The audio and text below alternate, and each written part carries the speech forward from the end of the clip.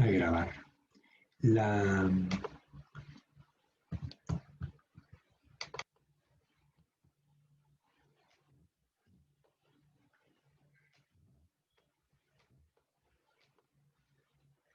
clase pasada habíamos terminado la taxonomía de los moluscos de importancia económica, y hoy vamos a seguir con los artrópodos. Vamos a ver trabajar con los artrópodos en general. Dime, Eduardo, ¿lo están viendo la imagen? Análisis, animales aromados artrópodos. Sospecho que lo están viendo, ¿verdad? Sí, profe, sí se ve. Ok, gracias, Eric. Bien, entonces, los Phylum Arthropoda habíamos dicho que tenía un grupo de organismos que son fósiles. Solamente vamos a hablar de ellos en generalidades, no hoy, en la próxima clase, pero tenemos aquí los quelicerados, que constituyen un grupo muy numeroso hoy en día, constituyen las arañas, los cangrejos cacerola y los escorpiones. Pero también tenemos los trilobitas, que son unos grupos fósiles, ya no existen. Tenemos los crustáceos, los insectos y los miriápodos. Por las características de cada grupo, hay algunos autores que consideran que esto debe ser subfilo, porque no necesariamente muestran una proximidad tal como para ser consideradas clases del mismo filum. Pero estas cosas pues tienden a esclarecerse en la medida que usamos más la información molecular, la parte genética que nos permite comparar los procesos metabólicos y ver realmente si los grupos que morfológicamente difieren bioquímicamente son semejantes. Esto es algo que, bueno, que tenemos esa ayuda. Hoy en día la taxonomía basada en solamente piezas morfológicas tiende a ser complementada cada vez en mayor intensidad por el uso de la taxonomía molecular, donde comparamos cuán cercano o distante están un par de individuos según las propiedades genéticas que ellos tienen. Cuando uno describe especies, pues sería bueno también hablar del genoma, pero es que evaluar el genoma de una especie pues es costoso, ¿no? ¿Cuántos años tardaron en sacar el genoma humano? Okay. Entonces, vamos a iniciar con las características de cada grupo. Ya lo vimos en la clase pasada, habíamos visto pues que las arañas pues son algo que ustedes comúnmente ven en muchos sitios. Los cangrejos cacerola pues es raro que los hayan visto, a no ser que hayan viajado a algunos países donde todavía quedan estos animales que más bien parecen unos fósiles vivientes. Los pinogonias les decía que son fauna de la hojarasca, son quelicerados, artrópodos quelicerados, viven comúnmente entre las hojas, las ramas, y pues no son comunes, ¿no? Igual que cuando uno ingresa a las cuevas. Si tienen la suerte que algún día vayan a una cueva, que no conozco dónde hay cuevas aquí cercanas en Ecuador. ¿Alguien sabe? ¿Alguien ha ido a alguna cueva aquí en Ecuador?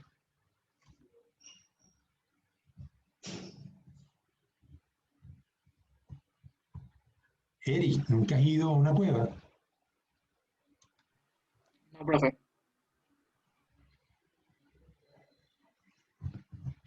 Ya déjame darle ingreso a una persona que está entrando.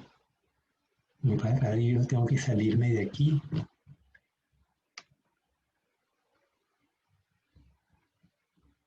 Bien, entonces nadie, Junior tampoco, y nadie ha ido a una cueva alguna vez en su vida.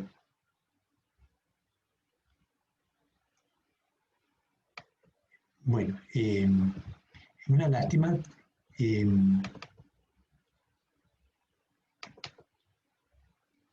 Que no tengan esa oportunidad,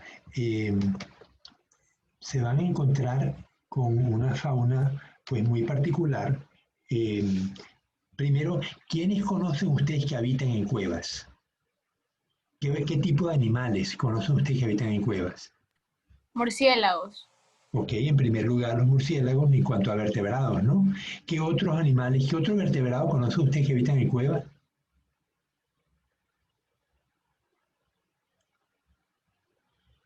Osos. Los osos, exactamente. eh, Ellos invernan, solo que en el trópico los osos no invernan. ¿Cómo se llama el oso que tenemos aquí en Ecuador, en las montañas altas de los Andes? El oso de anteojos. El oso Tremartus ornatus. Es un oso pequeño, pero oso al fin. Es el único oso que tenemos aquí en en Latinoamérica, porque los otros, el oso negro, el oso pardo y el oso blanco de las zonas polares, pues son propios de países eh, templados, ¿no?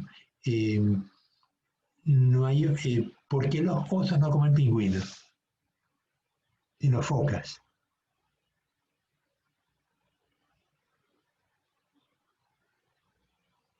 A ver, Junior, ¿se te ocurre por qué los osos no comen pingüinos?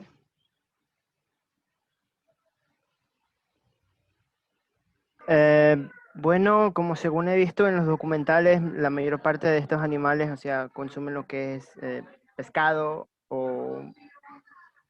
y pescado, otros animales, pero los que se puede decir que, mm, bueno, no estoy muy seguro si los osos polares puedan consumir lo que es pingüino, pero los que son el oso pardo, el oso andino, como estos viven acá en zonas trópicas o en las montañas, más consumen es pescado.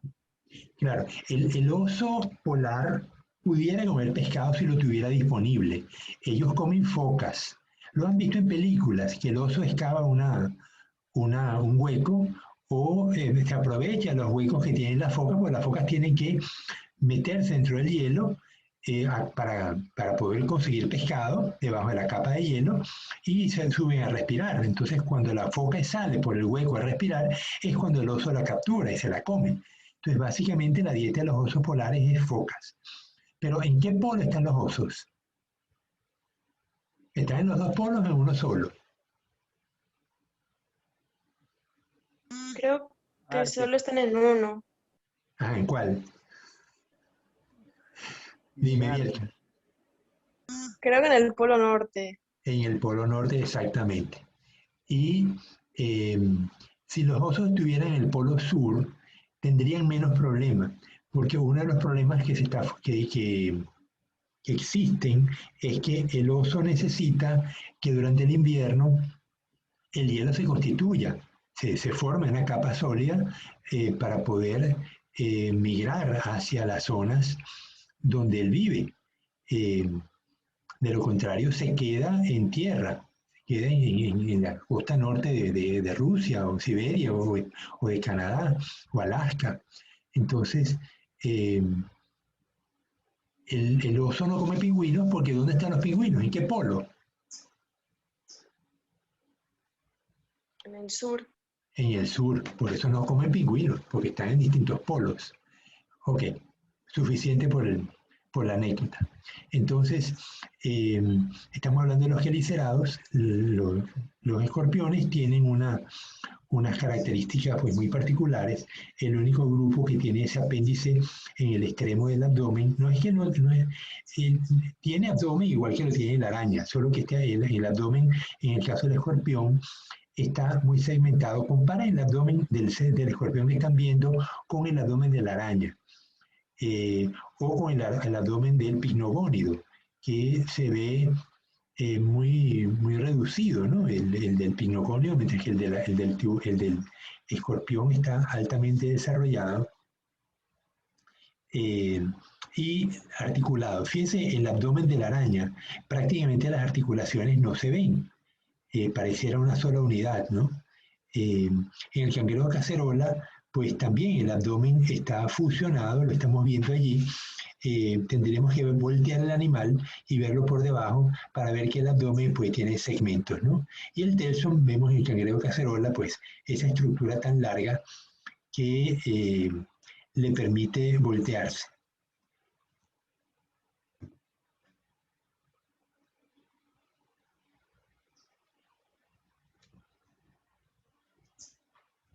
Ok. Los miriápodos, lo habíamos visto ayer, los 100 pies y los 1000 pies, tienen los 100 pies tienen el que vemos a la izquierda y abajo a la derecha, tienen un par de patas por segmento, mientras que los milpies tienen 2 pares de patas por segmento. Se esgrime que este par de patas por segmento puede haber ocurrido por fusión segmentaria, es decir, 2 segmentos se unieron y formaron ese par de patas, mientras que en los miriápodos, en las escolopendras, pues solamente tenemos un solo par de patas por segmento. En los insectos, bueno, aquí el número de apéndices se ha reducido a 3 en todos los animales. Todos los grupos de insectos pues van a tener 3 patas. Lo van a ver luego como las larvas. Cuando vean las larvas de moscas o larvas de una mariposa, van a ver que tiene las 3 pares de patas delanteras más desarrolladas y un conjunto de patitas muy poco desarrolladas en el resto de los apéndices. Pero las 3 primeras se ve que constituyen un desarrollo mucho mayor. Como no tenemos laboratorio, yo necesito realmente que ustedes se fijen en cuando vayan al mercado, si compran cangrejos, si compran camarones, si ven insectos, mariposas, agárrenlo, denle vuelta. Si está muerto no importa, ¿no? Pero si no está muerto, pues agárrenlo con cuidado y revísenlo, vean qué tiene, cuántos apéndices, cuántas antenas tiene, el tipo de apéndices, qué tienen los apéndices, el color, la distribución del cuerpo. O sea, estas cosas las veríamos en detalle en un laboratorio bajo microscopio. Desgraciadamente las circunstancias no lo permiten, pero ustedes en sus casas sí pueden observar estos animales. Si tienen una lupa, pues mucho mejor. Vean los ojos, esa característica, cuántos ojos tiene una araña, cuántos ojos tiene un insecto, un coleóptero, un caballito del diablo, como el que estamos viendo acá, una libélula. Los ojos pues tienen un desarrollo mucho mayor que en otros insectos. En las arañas van a ver que tiene varios ojos, no solamente tiene 2, puede tener 4, puede tener 6. Es decir, el número de órganos sensoriales cambia según los grupos de artrópodos.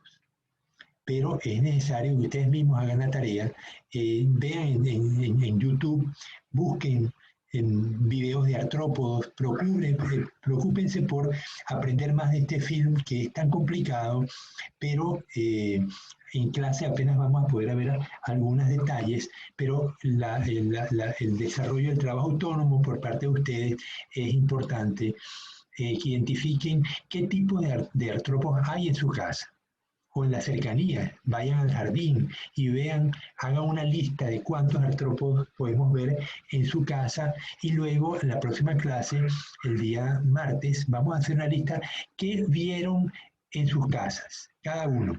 Vayan al jardín y me hacen una lista, hormigas, moscas, cucarachas, arañas, a lo mejor va a haber escorpiones en algunos sitios, son bastante comunes los escorpiones aquí en Manta, sobre todo la gente que vive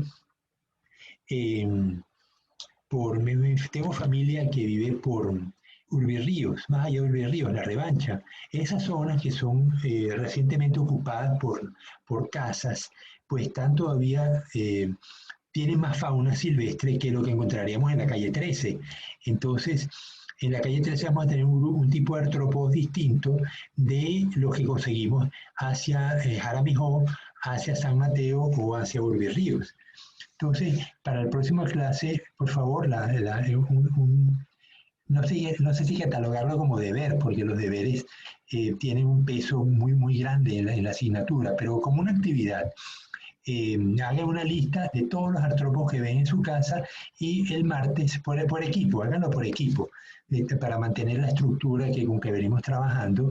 Y entonces cada equipo me reporta el sitio donde viven, qué parte de la ciudad viven y los artrópodos que consiguieron de estos 4 grupos, ¿no? Ojalá que si tuvieran chance de que viven cerca de una zona boscosa, pues anímense a escarbar con un palito la hojarasca y vean los animales que tienen entre los hojarascas. Van sacando ramas, hojas, flores y vean el tipo de... Va a haber muchas hormigas es posible que consiga algún hemátodo, pero los arácnidos, los quelicerados, van a estar de una manera importante entre los arácnidos. Entonces, ¿se entendió en lo que les pido el favor para la clase del martes que viene? Steven, ¿qué me dices? O Junior.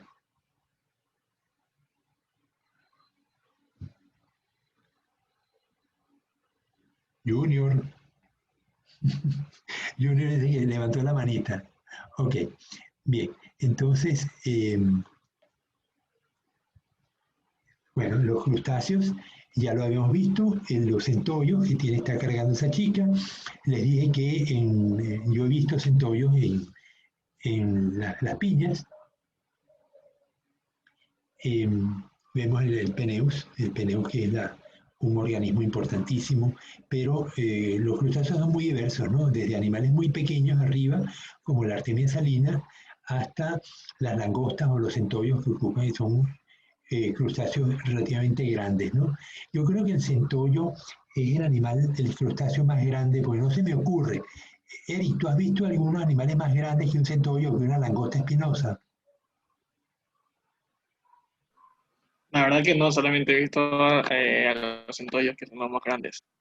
Ya, y en insectos, ¿cuál es el más grande que has visto? Una mariposa, pero la mariposa es grande por las alas, pero en cuanto al cuerpo no es tan grande. Yo vi una vez un escorpión. Ajá.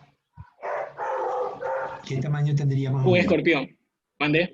El cefalotórax del escorpión, ¿qué tamaño tendría? Pues la cola sería curvada y va a ser difícil que estimes el tamaño, ¿no? Pero Como más o menos cefalotórax. como un índice, como mi dedo índice. Ah, ok, de ese tamaño, unos 8 centímetros. Ok. Los insectos más grandes suelen ser el escarabajo Hércules. Es un coleóptero que tiene unos cuernos muy grandes y tiene a lo mejor unos 10 centímetros de longitud, sin cuernos, ¿no? La parte los insectos no pueden crecer tanto y la razón es la respiración. Ellos respiran aire y la manera como lo hacen pues limita el tamaño que pueden alcanzar para poder mantener oxigenadas las células, ¿no? Los crustáceos es distinto. Los crustáceos tienen respiración por branquias y allí pues hay un sistema pues a lo mejor más eficiente y puede alcanzar tallas mucho más grandes que los insectos. De los insectos los más grandes que he visto, unas cucarachas en los jardines que son bastante voluminosas, ¿las han visto? Lo que llaman cucarachas de jardín, que son más anchas que una cucaracha.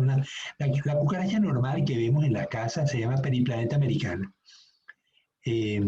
Pero las cucarachas de jardín forman es la misma familia Blattidae, pero forman otra especie y son bastante voluminosas.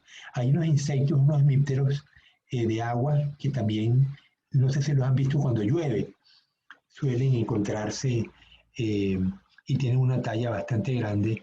Hay unos arlequín, un coleóptero muy, muy bonito, con colores rojos, blancos, se llama arlequín justamente, y es un coleóptero bastante grande, vive en los bosques, seguramente en la Amazonía ecuatoriana tenemos arlequines, y me sorprendió cuando vi uno, estaba en un bosque en Venezuela, y lo agarré y lo vi por debajo, y tenía muchos garrapatas. Uno no sabe si son comensales o son parásitos, ¿no? Pero era curioso que la mayoría de los insectos pues no tienen otros insectos viviendo con ellos, otros artrópodos. En este caso tenía pues arácnidos, ¿no? Bueno, y el último grupo que vamos a ver son los onicóforos, que están de alguna manera relacionados con los artrópodos, aunque las patitas de los onicóforos no son exactamente articuladas, ¿no? Bien, vamos entonces a la morfología de un artrópodo generalizado. Vemos que tiene primero boca, intestino y ano. Ya sabemos que hay grupos de animales que no tienen ano, pero son animales relativamente primitivos. Desde que vimos los nemátodos, los aquelmintos, ya todos tenían ano. eh, hasta los platelmintes carecían de ano.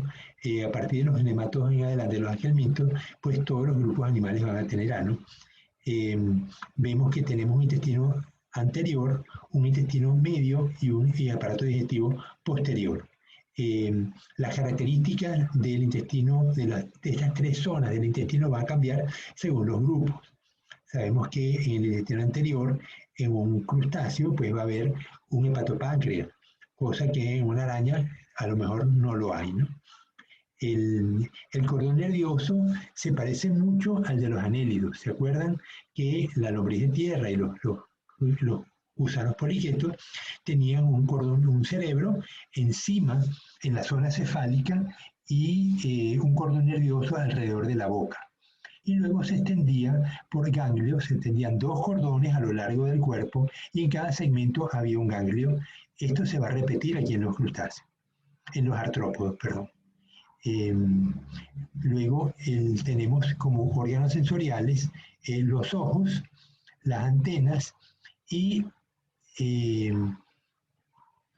¿qué caracteriza el cuerpo de muchos animales? Sobre todo las arañas, como órgano sensorial. Aparte de los ojos, aparte de las antenas. ¿Qué ven ustedes en la araña? La araña mona, sobre todo. ¿Por qué la llaman araña mona? A ver, di al que se te ocurre, ¿por qué ya la araña mona la llaman mona? ¿Porque es muy bonita o porque tiene otras cosas? La verdad no tengo idea. Pero ¿la has visto, las arañas monas? ¿La has visto en fotos al menos? A mí no me suena mucho. ¿Alguien le ayuda?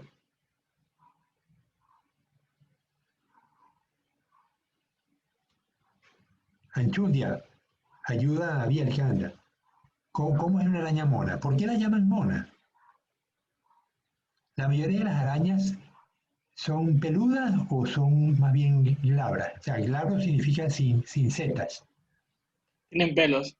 Son peludas. La araña mona tiene muchos pelos. Son setas, ¿no? Y las setas son sensoriales. Entonces vamos a ver que, aunque no está aquí en el esquema que estoy mostrando, las setas son estructuras sensoriales que están a lo largo del cuerpo de los artrópodos. Sobre todo van a estar en las patas y en el cuerpo. Tenemos entonces el cerebro y los ganglios a lo largo de cada segmento. Hay animales que tienen los segmentos fusionados, pero es posible que los ganglios aún así los podamos ver segmentados. El telson sigue estando en la parte exterior. Acuérdense que decíamos que los anélidos tenían un pillidio y o sea, un extremo anterior y un extremo posterior, y iban creciendo desde el extremo posterior hacia adelante. Es muy probable que los artrópodos tengan también esa característica, aunque aquí se pierde la posibilidad de regeneración corporal como veíamos en los anélidos, que tú podías picar una lombriz de tierra en 4 y tienes 4 lombrices de tierra. Aquí cortas una cucaracha en 2 y nada, se murió y punto, ¿no? Aquí no hay regeneración posible, ¿no? Pero ¿qué sí regeneran los artrópodos cuando los pierden? Las patas. No. Los apéndices, exactamente. Las patas, las antenas se regeneran. Puede que tarde más de una muda en regenerar, pero en general todos los apéndices de los artrópodos se regeneran. Entonces me falta el sistema circulatorio. Vemos que tenemos un corazón. ¿Y qué tiene ese corazón? ¿Qué es esto de los ostíolos? El ostíolo no es más que una cavidad por la cual ingresa la sangre al corazón. El corazón se contrae como se contraía en los anélidos. Veíamos que teníamos un cordón sanguíneo, un vaso sanguíneo dorsal y un vaso sanguíneo ventral. Aquí el vaso sanguíneo dorsal se mantiene y tiene un sistema circulatorio abierto. El corazón recibe la sangre. El corazón recibe la sangre por estos huequitos, los ostíolos, luego la bombea a todo el cuerpo y la sangre se va a oxigenar por, ya sea que pase por las branquias o que pase por los espineretos. Los insectos, los animales terrestres, como las arañas, todos los artrópodos terrestres, pues van a tener una respiración aérea. Eso lo vamos a ver en detalle cuando veamos los grupos, ¿no? Mientras que todos los artrópodos acuáticos o respiran por la superficie del cuerpo o tienen branquias. Hay artrópodos que son muy pequeños, la superficie del cuerpo, la cutícula, no está muy engrosada y el intercambio gaseoso a través de la cutícula pues, es perfectamente factible. Al extremo de las artemias son artrópodos que respiran por las patas. Por la cutícula en general del cuerpo y en particular por las patitas. Ok, entonces tenemos un sistema circulatorio abierto. El hemocele es una cavidad donde el corazón bombea sangre y la sangre se oxigena y se recubre todos los órganos del cuerpo. Es curioso que animales tan rápidos como los insectos mantienen el sistema abierto, mientras que animales rápidos y los cefalópodos implicaron la adopción de un sistema circulatorio cerrado, en comparación con otros moluscos que tienen sistema circulatorio abierto, ¿no? Vamos a ver aquí un corte transversal. Entonces, vemos, a ver, por arriba el corazón, el músculo longitudinal dorsal, el protractor y el retractor. Estos músculos inervan los apéndices. Cuando el músculo retractor se contrae, desplaza el apéndice hacia adelante. Cuando el músculo protractor se contrae, pues desplaza el apéndice hacia atrás. Igualmente vemos los músculos flexores a nivel de del segundo segmento de la pata, ¿no?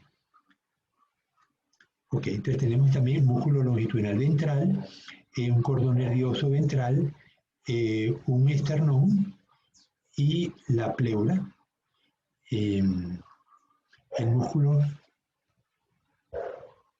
trocánter y el tergo, pues la superficie del tagma. El tagma nos referimos a cefalotórax, abdomen o cabeza, tórax y abdomen. En el caso de las hormigas, de las abejas, las avispas, vamos a tener una cabeza perfectamente diferenciada, un tórax y un abdomen. En el caso de los camarones, los crustáceos, vamos a tener una cabeza unida al abdomen, se llama cefalotórax, y un telson pues separado del resto del cuerpo, ¿no? Entonces aquí vemos el aparato digestivo en corte, y creo que es todo lo que quedaba por ver, ¿no? Vamos a fijarse en el músculo que está en las patas marcado, el músculo flexor y el músculo extensor, ¿no? El flexor, al contraerse, mueve la pata hacia adentro y el flexor, al contraerse, mueve la pata hacia afuera.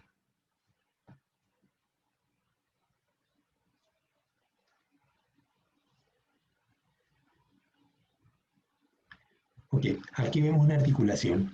Esto es la característica común de todos los crustáceos, por eso se llama artrópoda, pies articulados, ¿no? Podo, arti articulado y podo es pie. Entonces vemos que tiene el músculo extensor y el músculo flexor. Hay una membrana articular que es bastante transparente. Si se fijaran, que se tendrían que ver un cangrejo o una langosta para que poder ver este detalle de la membrana articular. ¿Cómo existe una membrana? Cómo es transparente, uno puede ver hacia adentro y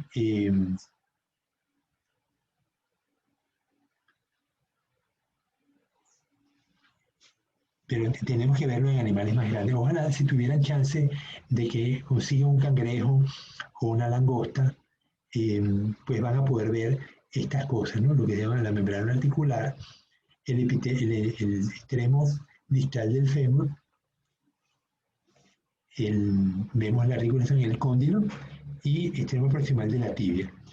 Para mover las piezas, las articulaciones tienen una proyección de quitina en la cual se inserta el músculo. Entonces tenemos un músculo un músculo distal, el músculo extensor. Cuando este músculo de arriba se contrae, jala la pata hacia arriba. Cuando el músculo flexor se contrae, jala la pata hacia abajo.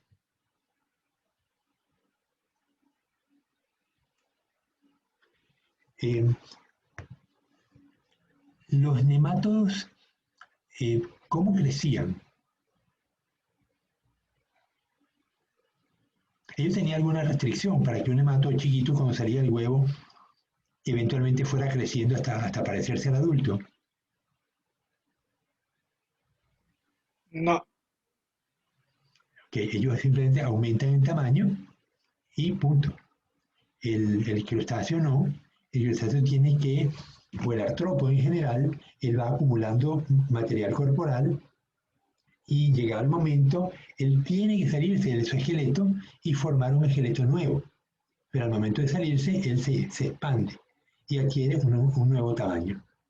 Entonces, aquí estamos viendo una fotografía de la cutícula de un crustáceo, de un artrópodo, perdón.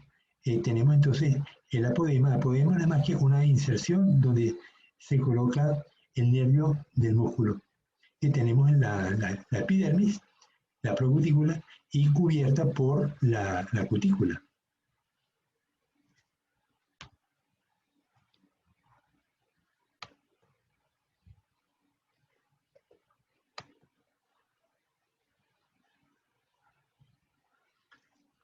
Vemos aquí un apodema. El apodema no es más que una proyección de la cutícula, donde se va a insertar el músculo.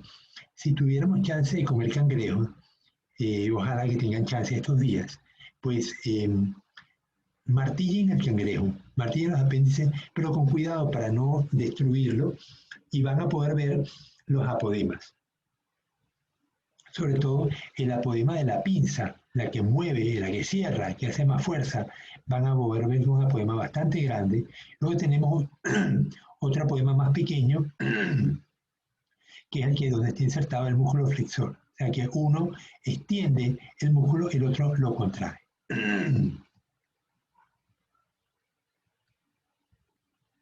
Vamos a ver la cutícula. La cutícula de los artrópodos en general, pues tiene un conjunto de características.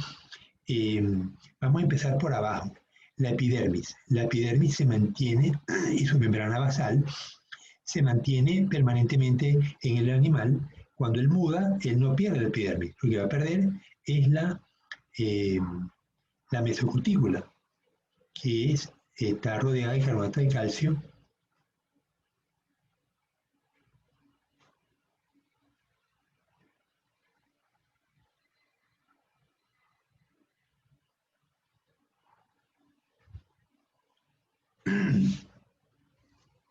Entonces, vemos vemos abajo la epidermis y su membrana basal. Hay un conjunto de células que son las que van informando el resto de las estructuras que vemos, ¿no? Y algunas se proyectan hacia arriba. Vemos, por ejemplo, la célula tricógena, la formadora de la seta. Entonces, esta seta va a tener en su base también, que no se muestra aquí, pero ustedes se lo imaginan, que va a tener unos nervios, unas sencillas que van a estar en contacto con la seta, y cuando la seta se mueve, transmiten la señal a la sencilla, que luego lo transmite al cerebro. Luego tenemos la glándula dermal, que dice el orificio del conducto de la glándula dérmica y secreta, esa glándula dermal genera una sustancia pastosa que le da características a la cutícula. Vemos también unos filamentos de conductos de los poros. Así que la cutícula, si bien es impermeable, está perforada con estos canales que permiten una conexión entre el cuerpo del animal y la superficie. Vemos que entonces está dividida la epidermis, luego la divide en endocutícula, que tiene exocutícula y mesocutícula. Y luego la epicutícula, que es donde se depositan las sustancias tipo cera. En algunos crustáceos, algunos artrópodos, la epicutícula tiene unas aristas que descomponen la luz. Y eso es lo que le da una coloración iridescente. Lo vamos a ver en algunos coleópteros. En otros, la epicutícula tiene color y le da pues color al organismo. Puede ser el insecto. El insecto verde que mostramos tenía una coloración pues bien notoria, ¿no? Bien, siendo un exoesqueleto rígido, la única manera que el artrópodo tiene para crecer es salirse del exoesqueleto y generar uno nuevo, no hay remedio, ¿no? En el caso de los nematos, ya lo habíamos visto, el nemato secreta una cutícula nueva, él se sale de la vieja y genera una nueva. Igualmente va a ocurrir aquí en los artrópodos, todos los artrópodos, hay una línea de escisión donde se va a romper la cutícula y el animal va a emerger del esqueleto viejo. Entonces vamos a ver, en la parte A el animal está en reposo. Tenemos entonces una epidermis, la habíamos visto, una endocutícula, una isocutícula y una epicutícula, como lo vimos en la lámina anterior. Y luego vemos cómo el proceso de formación de una nueva cutícula empieza a surgir. Cuando el animal va a mudar, hay un desprendimiento de la epidermis, se desprende de la epicutícula y va a formar una epicutícula nueva. Fíjense que empiezo por arriba, ¿no? O sea que entre la epicutícula y la epidermis se van a secretar la exocutícula y la endocutícula. Entonces, en la parte C, la muda avanza, tenemos el líquido de muda que está separando la cutícula vieja de la nueva. Dice epicutícula y procutícula nuevas.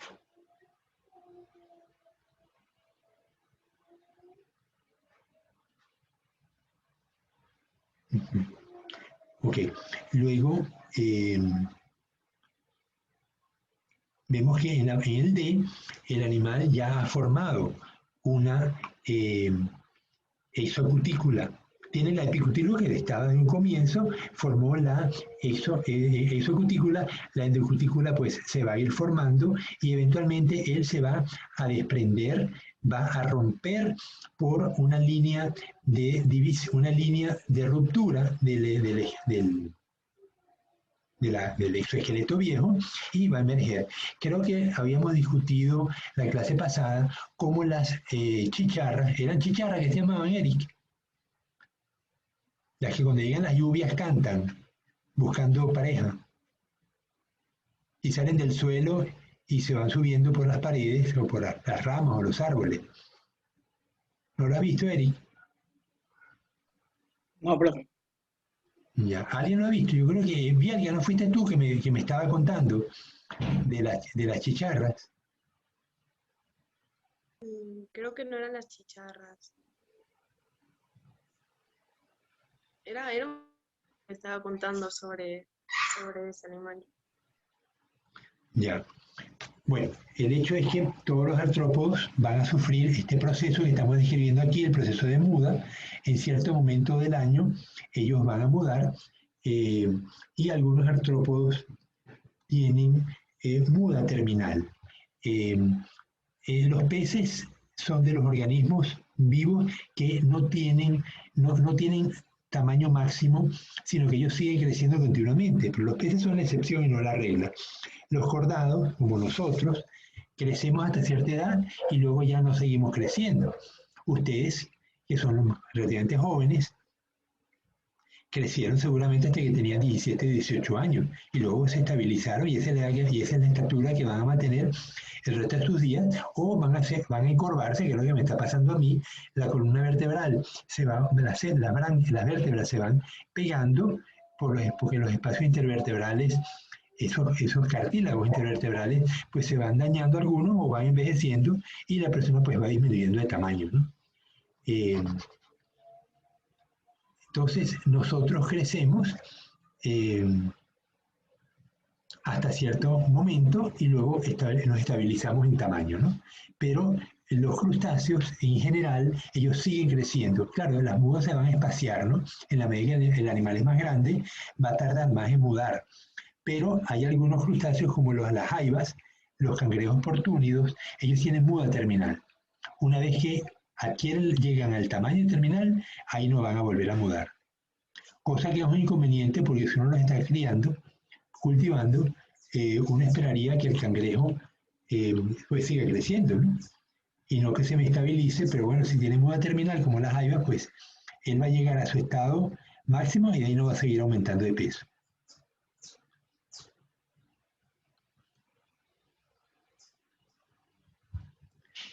Bueno, vamos a leer entonces el resumen que da el libro de Barnes sobre el artrópodo en general, para que luego en la próxima clase vamos a irnos especializando ahora con los quelicerados primero, luego seguimos con los crustáceos y terminaremos con los insectos y los miriápodos y los onicóforos. Dice, los artrópodos constituyen el mayor conjunto de especies entre el reino animal. Hay unas 700.000 especies descritas, pero de ellas casi más de la mitad son coleópteros, ¿no? Son escarabajos. Lo más probable es que hayan evolucionado de los anélidos o al menos de alguna forma común ancestral. La ascendencia anelidiana de los artrópodos se refleja en su metamería, o sea, la segmentación, en el modelo de su sistema nervioso, con dos cordones nerviosos ventrales y en cada segmento hay un ganglio. Eso es también lo habíamos visto en los anélidos y en la segmentación determinada. En la evolución de la condición artropodiana, el exoesqueleto de quitina, proteína, fue una adquisición fundamental con la que pueden relacionarse otros muchos cambios. La división del esqueleto en placas y cilindros hace posible el movimiento y su muda periódica permite el crecimiento. Los artrópodos se mueven mediante apéndices segmentarios articulados en vez de hacerlo por deformación del cuerpo. ¿Se acuerdan cómo se movían los anélidos? Los que vimos ahí en Barbajillo, uno los puede mover por los apéndices, por los parapodios. Cada segmento tenía 2 parapodios, así como cada segmento de los artrópodos tiene 2 pares de patas, perdón, un par de patas. Pero se dice que la relación entre el parapodio y las patas de los artrópodos no necesariamente son directas, ¿no? El celoma es vestigial, mientras que el celoma en los anélidos era bien voluminoso y de hecho surge el celoma como una estrategia asociada al enterramiento, a la facilidad para que el animal se entierre y pueda perseguir presa o pueda escapar de un depredador. Pero en este caso, el celoma va a quedar reducido a la cavidad que rodea al corazón y la cavidad que rodea al nefridio, a lo que sería un nefridio, que lo vamos a ver en un momentito. El celoma es vestigial en adulto y la musculatura se organiza en haces que se fían al interior del exoesqueleto. El último y la musculatura operan juntos como un sistema de palancas. Entre los artrópodos ha habido una tendencia general a la reducción de la segmentación por fusión, desaparición o diferenciación de segmentos. Esto lo vemos, por ejemplo, en las garrapatas. ¿Dónde está la cabeza de una garrapata? Todos conocen las garrapatas, ¿verdad? Sí. Ok, las garrapatas, la segmentación prácticamente ha desaparecido completamente. La cefalización es mínima. Entonces ahí tenemos un extremo. En las arañas pues tenemos la cabeza bien definida, tenemos el tórax y el abdomen, todo bien definido, igual que en una abeja, ¿no? Pero en ciertos grupos, como las garrapatas, la cabeza, tórax y abdomen está muy reducido, y cuanto más grande es la garrapata, pues más evidente se hace que está muy reducido. La cabeza es mínima, chiquitita, ¿no? Entonces, desaparición y diferenciación de segmentos, en general el número de apéndices locomotores se ha reducido como consecuencia de la diferenciación de los apéndices para realizar otras funciones y porque el menor número de ellos permite una mayor maniobrabilidad y velocidad. Mientras que en la artemia vamos a tener decenas de apéndices, en una mariposa vamos a tener 3, igual que en un crustáceo. Uno de los animales más rápidos que yo he visto es el escarabajo del coco. En los cocales cerca de Puerto Viejo, pues se va a dar, siempre que hay coco se va a dar ese escarabajo, y es un animal de una potencia, primero es un escarabajo bien grande, y luego tiene una potencia para maniobrar impresionante, ¿no? Realmente ojalá tengan la suerte de decirlo, sobre todo los que viven en Puerto Viejo, tienen familia en Puerto Viejo, si tienen el chance de ver uno de estos escarabajos del coco, se van a sorprender de la energía y la rapidez con que ese animal se mueve, ¿no?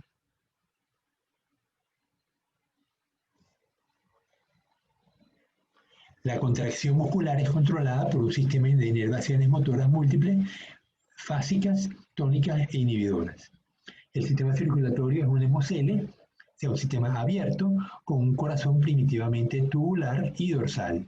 La presencia de pares de ostíolos laterales permite el paso de la sangre al corazón desde el seno pericardio circundante. La hemocianina es el principal pigmento respiratorio. La hemocianina, a diferencia de los cordados, no está en estructuras, en células, sino que está libre en el citoplasma, en el plasma sanguíneo. Sin embargo, ellos sí tienen células que son los amebocitos, que permiten, al igual que en el caso de los cordados, la protección del cuerpo. Los amebocitos tienen la capacidad de fagocitar elementos extraños al organismo, al caracol o a la cucaracha. Es probable que los nefridios estén representados por los órganos excretores saculares de muchos artrópodos. En los artrópodos hay 2 estructuras que permiten la filtración de los productos nitrogenados: los sáculos y los túbulos de Malpighi. Si secáramos una cucaracha, veríamos un grillo. Hay algunas personas que son muy aprensivas a las cucarachas. Me tocó, cuando daba la clase de morfología de los artrópodos, el profesor, eso en la Universidad de California, el profesor mandó a comprar cucarachas y yo le entregué una cucaracha a cada estudiante. Ahí había algunos estudiantes, sobre todo algunas damas, me decían: profesor, yo no puedo hacer esta práctica porque no quiero vomitarme encima del microscopio. Así que nada, no podía hacer la práctica, se iban para su casa. ¿Y qué podía hacer yo? Hablaba con el profesor y bueno, mientras hicieran el examen bien, pero la práctica pues no tenían nota porque no la podían hacer, ¿no? Pero hay muchos insectos que uno pudiera tomar un saltamonte. Lo que pasa es que la cucaracha, por ser plana, tiene muchas ventajas, y es que yo puedo ver cómo el corazón dorsal se mueve cuando le quito los elitros, ¿no? Cuando le quito las alas a la cucaracha. Pues se le podía ver facilito cómo el corazón iba bombeando y cómo el animal se movía, cómo respiraba. Ellos, a diferencia del crustáceo que mueve las branquias y tiene unos mecanismos para mover el agua, en el caso del insecto, ellos mueven el tegumento, lo suben y lo bajan. De tal manera que cuando lo suben, el aire entra, y cuando lo bajan, el aire se expulsa. Y de esa manera entra aire por las traqueidas y oxigena la sangre.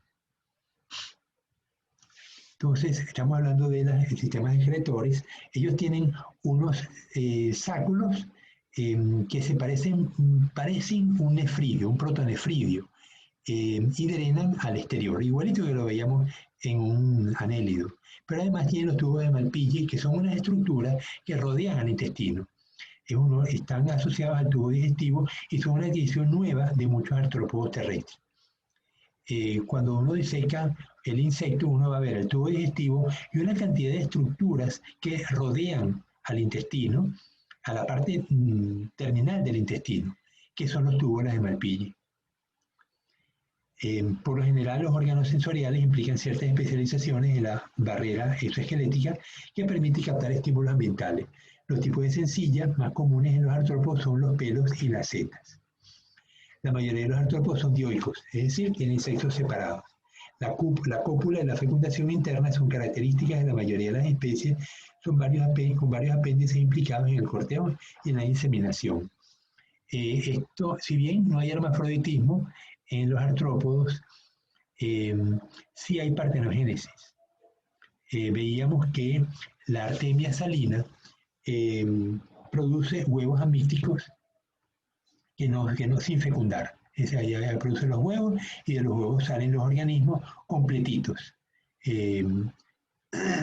No hay meiosis, hay mitosis, y la artemia pues produce una enorme cantidad de organismos, salvo que cuando hay condiciones adversas, baja la temperatura, escasea el alimento, entonces se producen huevos mícticos, salen machos, y los machos pues pueden copular, y de la cópula salen unos huevos que van a estar recubiertos por una coraza, una capa externa, que son los quistes, y esos quistes van a aguantar pues en mucho tiempo, en muchos meses o años inclusive, lo que los laboratorios para cultivo de pues, larvas compran. Un cuento por ningún lado.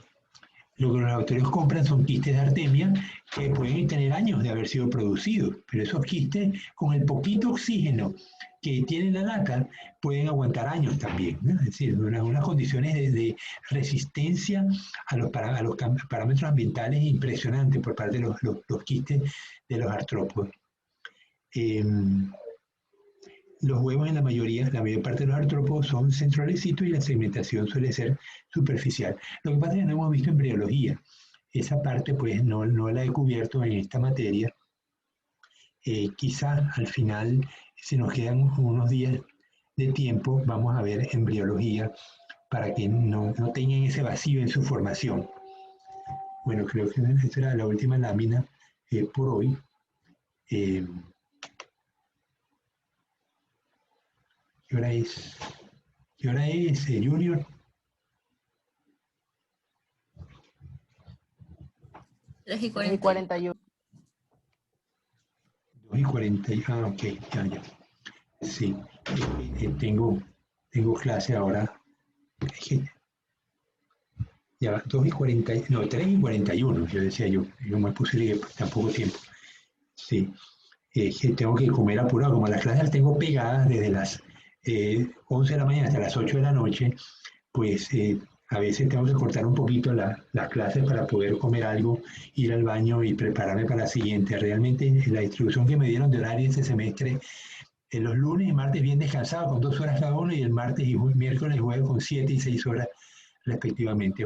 Realmente es un esfuerzo muy grande para los profesores que tengan que dar tantas horas seguidas, ¿no?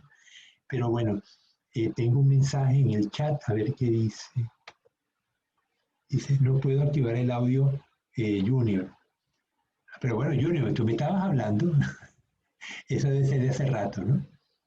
Sí, fue hace rato que no podía activar el micrófono. Ok.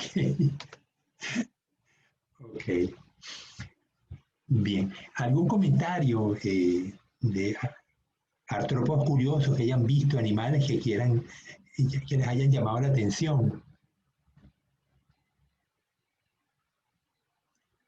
Leonardo, en tus andanzas por los bosques, ¿has visto alguno que te haya llamado la atención particularmente?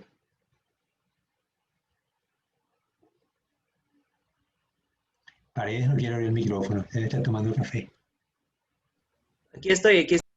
Ah, ok. Estoy un poquito mal con el audio, que no lo escucho muy bien. ¿Puedes repetir? No, Leonardo, era si había en tus excursiones que hayas hecho, si hayas visto algún artrópodo que te haya llamado la atención, que quisieras traerlo a colación aquí a la clase. No, ninguno por el momento. Ya.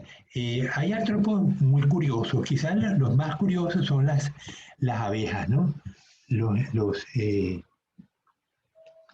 hemípteros, los himenópteros, eh, como las avispas, las abejas, las hormigas, eh, que forman sociedades, ¿no? Sociedades complejas donde tienes individuos, eh, soldados que defienden la colmena, obreros, reinas, machos haploides.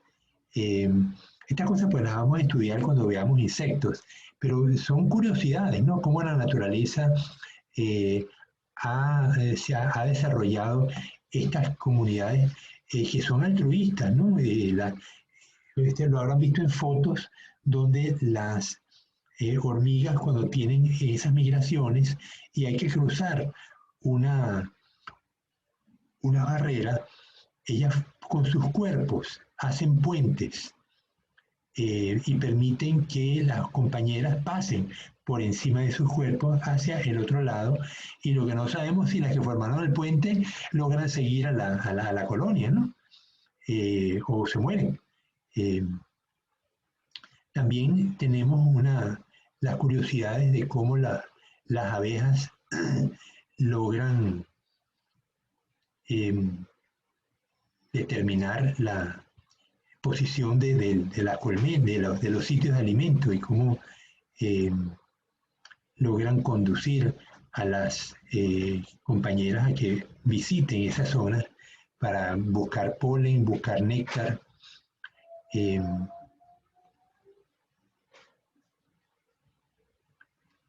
los escorpiones tienen un comportamiento depredador bien curioso. Eh, y esto, bueno, lo vamos a ir estudiando progresivamente en cada grupo. A ver qué animales te han de llamar la atención, Melanie. Delgado, abre el micrófono.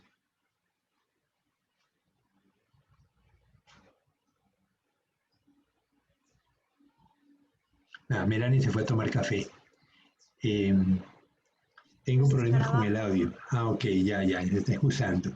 Y David Santana, ¿qué me dices? De las películas de pesca, ¿qué te ha llamado la atención? ¿Cuál de esas películas que tiene que ver con artrópodos?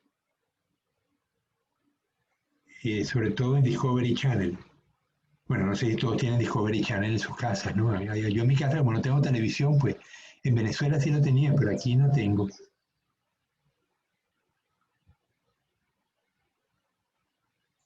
De las películas, dime, Bielka. Los escarabajos. ¿Los escarabajos te llaman la atención? ¿Alguno en particular, Bielka? No, o sea, en general creo que son, no sé, muy curiosos. Ya. Hay algunos que vuelan, en teoría todos pudieran volar, ¿no?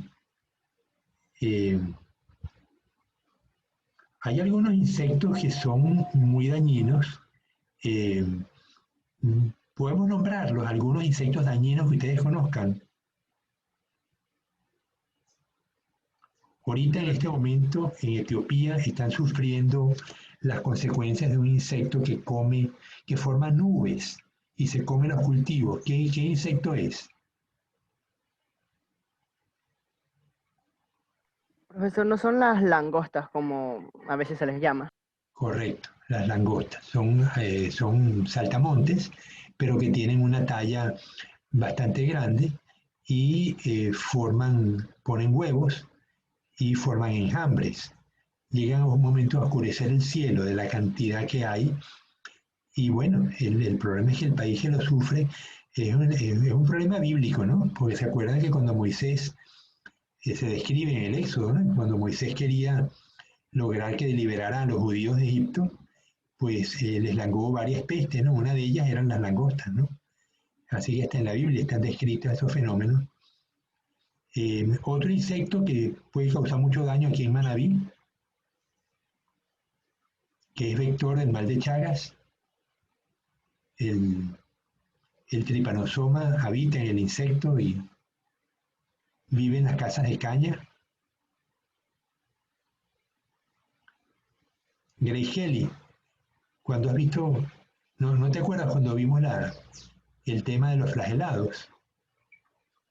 El Trypanosoma cruzi está en las glándulas salivares del insecto. Y cuando nos pica, él sale en la noche de las casas, él vive en las casas de caña o en las casas que tengan techo en las paredes de madera o los techos de madera o de paja. Y en la noche pues sale a comer y son insectos hematófagos, chupan sangre, ¿no?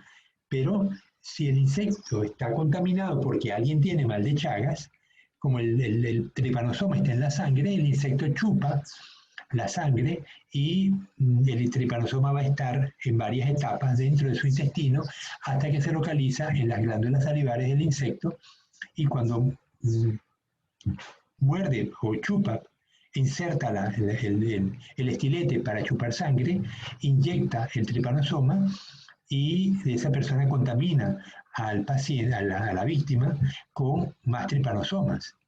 Por eso en Manabí, que las casas de caña son tan comunes, me decía un especialista, un cardiólogo, que uno de los problemas más graves que él veía aquí en Manabí era el mal de Chagas, cosa que en otras comunidades ecuatorianas, pues a lo mejor es menos común que exista ese problema, ¿no?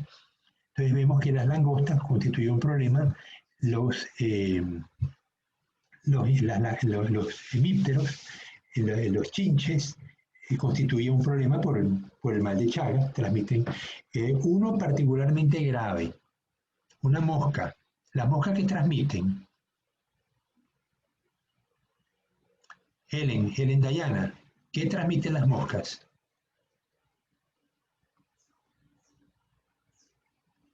Dayana se fue a tomar café también. Ariana. Tengo problemas con el internet, no lo escuché muy bien.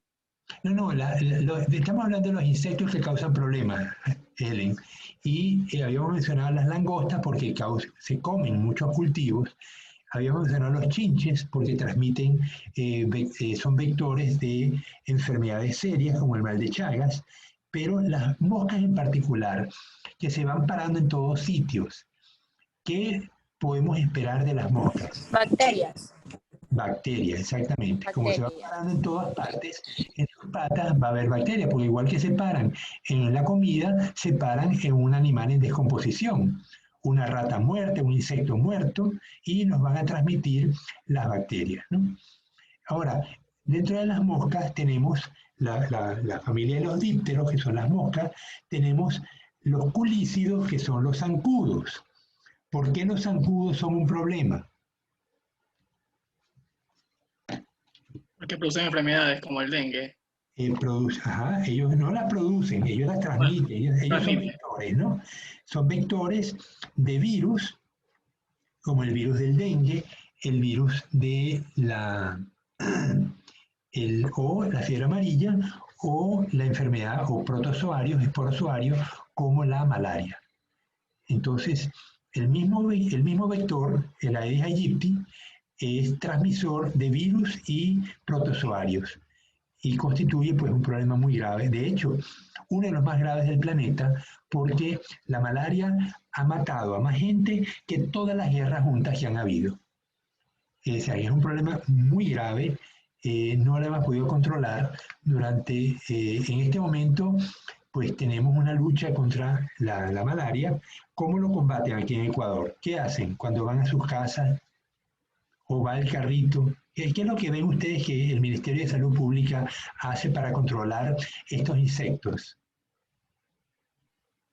Las fumigaciones.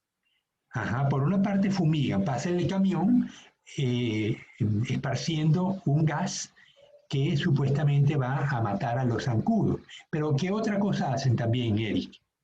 Tiran un líquido en los tanques. Que se llama abate,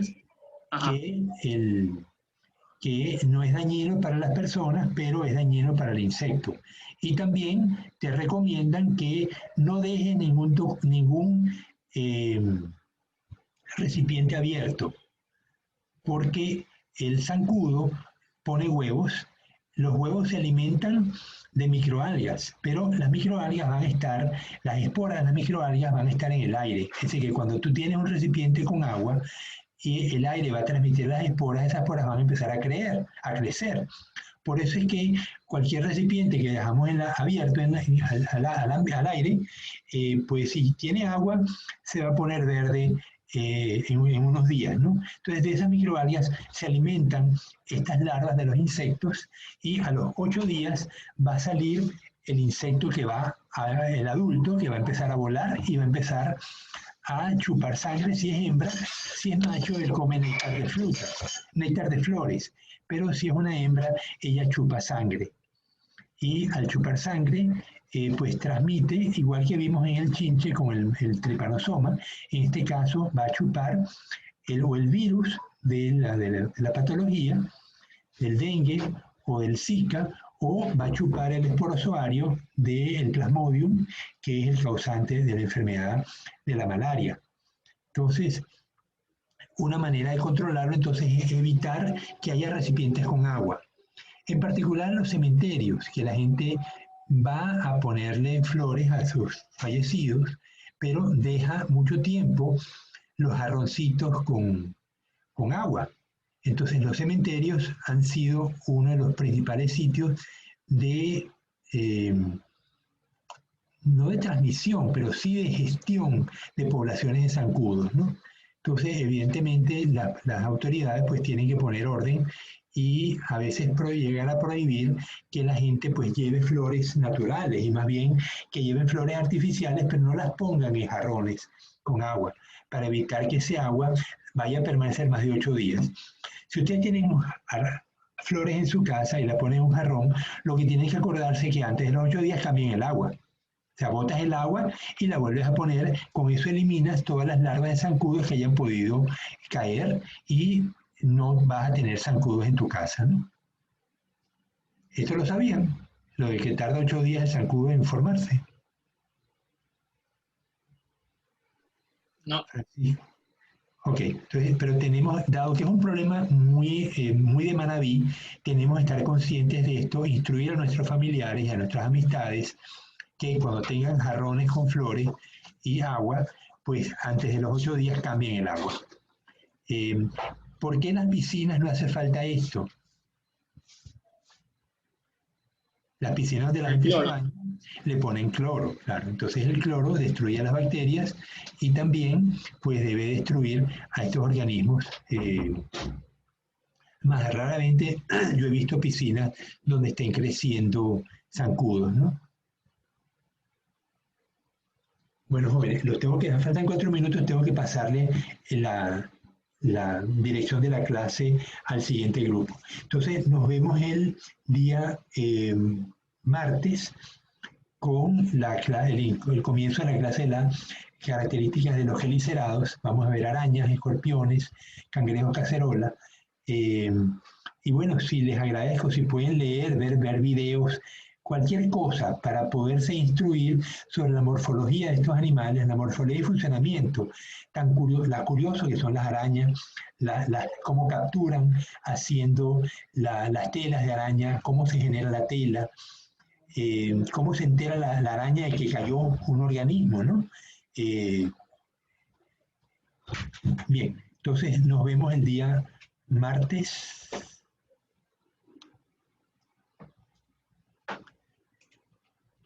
Hasta luego.